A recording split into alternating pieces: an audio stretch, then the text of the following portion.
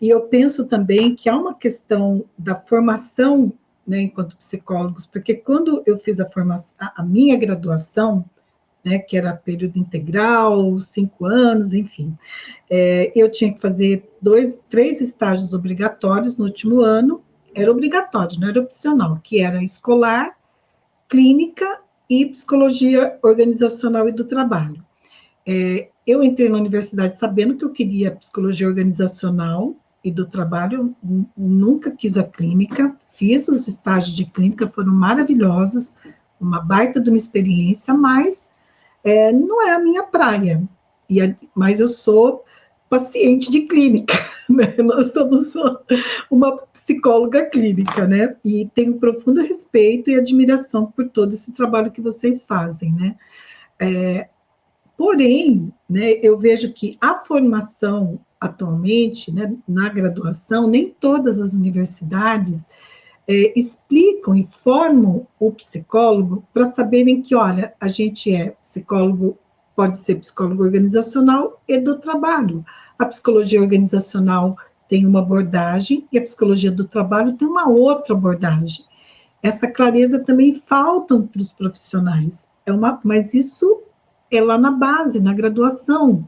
Tem universidades aqui em Curitiba, onde eu estou, que a psicologia organizacional e do trabalho é opcional, ela não é obrigatória. E ok, né, eu não estou aqui dizendo que está certo ou está errado, eu só estou dizendo que isso é uma realidade, e aí quando o psicólogo, isso que você falou de muitas vezes não entender que a escuta, né, a intervenção para a regulamentação da NR1, que é uma grande oportunidade, mas a gente tem que tomar cuidado para não ser oportunista, né? Se preparar para não ser oportunista, ser estratégico e ser principalmente responsável, né, e ético, e saber que, olha, a própria NR1 está dizendo que é na organização do trabalho que você vai intervir. Quem estuda a organização do trabalho? A psicologia do trabalho, a psicodinâmica do trabalho. Esse é um conceito que o Dejur traz na psicodinâmica do trabalho, né? E aí, também, importante, né? A identificação dos fatores de risco psicossociais não é individual, né? Eu já vi um monte de divulgação aí, de curso, enfim, fazendo assim, vamos fazer avaliação individual do estresse, vamos fazer avaliação individual. Não é avaliação individual, você precisa avaliar a organização do trabalho, e para isso você tem que ter uma fundamentação teórica e metodológica, né? Não tem como fazer diferente. E você trouxe um aspecto muito importante que eu quero, assim, pontuar, marcar, que é a questão do indivíduo, né? Se a gente tem um olhar apenas para o indivíduo, um olhar não para a organização do trabalho, mas para esse trabalhador de forma individual, aquilo que a gente sempre lembra, né? Eu ouvi isso muito durante o mestrado, né? Que o meu mestrado teve uma abordagem, foi com uma abordagem mais crítica, e os professores diziam: veja, a gente corre o risco de culpabilizar o trabalhador por algo que não é do trabalhador, algo que está na organização do trabalho, a pressão por metas, ou assédio no trabalho, ou tantos outros fatores de risco psicossociais que estão ali na organização do trabalho, é da organização, é da gestão, a gestão que tem que intervir. Então, você corre o risco de culpabilizar o trabalhador, se você tem uma perspectiva individual, achar que só terapia que vai resolver, né? A terapia tem o seu lugar, a sua importância, mas não pode se limitar a ela. E também você corre o risco de transformar esse trabalhador no bode expiatório, né? Segundo a teoria do Pichon Riviere, onde ele vai dizer que, né, aí o bode expiatório tem esse papel de ser depositário de tudo que é ruim ali do grupo, né? Então a empresa falou: o problema então está com esse trabalhador que teve burnout, que não foi resiliente, que teria que ser resiliente, então ele é o problema, vamos mandar ele embora, que mandando ele embora resolvemos tudo o problema aqui, que não é com a gente o problema. Isso é fazer o trabalhador de bode expiatório. né? Então, eu deposito nesse trabalhador que teve burnout, o problema é dele, que ele não foi resiliente, o problema não está aqui na organização do trabalho, né?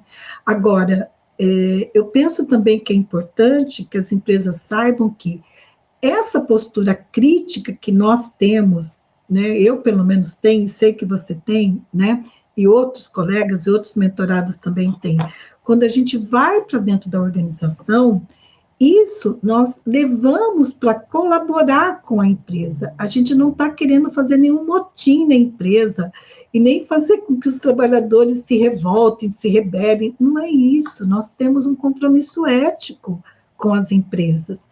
Então, essa visão crítica é justamente para poder ajudar a empresa a ver pontos cegos que ela não está vendo, a Uhum. poder escutar, como você disse, né? Escutar esse trabalhador que já está dizendo e a empresa não quer ouvir. Se a gente não fizer esse papel com a empresa, a gente não está sendo ética. Se a gente ficar num jogo de sedução com a empresa, só dizer para a empresa aquilo que ela quer ouvir, aquilo que é bonito, isso não é ético. Isso não vai ajudar nem a empresa e nem os trabalhadores. Muito O bom. que você pensa a respeito Nossa, disso? ótimo, ótima lembrança, porque aí também a gente sai da perspectiva de que a gente está claro aqui, né, que a gente já disse que a gente não está culpabilizando, não pode culpabilizar o trabalhador. Mas também a gente não quer culpabilizar a empresa, o gestor, ou o dono, o empresário. Não é uma questão de culpa, é uma questão de responsabilidade. Perfeito. Responsabilidade é simplesmente dar uma resposta. O que é se responsabilizar por alguma coisa? Claro que não é simples, né? Mas é dar uma resposta para uma situação.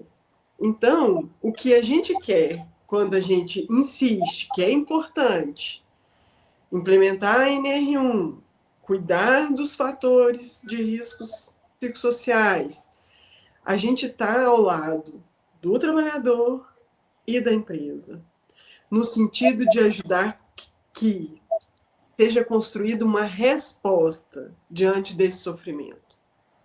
E do mesmo jeito que a gente, quando machuca, não tem que ir numa fisioterapia, ou quando precisa de alguma assistência técnica, a gente não vai atrás de um saber especializado, né? Uhum, O que a sim. gente faz, a gente é especializado nessa escuta. E especializado em construir respostas a partir dessa escuta. Uhum. E além da gente ser capacitado, a gente gosta muito de fazer isso, né, Ana Silva? Então a gente quer muito, né? Tipo assim, a gente quer muito poder ouvir e construir isso junto, né? Porque a gente que já passou por essa experiência, a gente sabe dos efeitos, né, maravilhosos que tem assim para o lugar, né? E veja, na minha experiência, são aí 37 anos, né, na área organizacional, você falou uma coisa que é muito importante, né?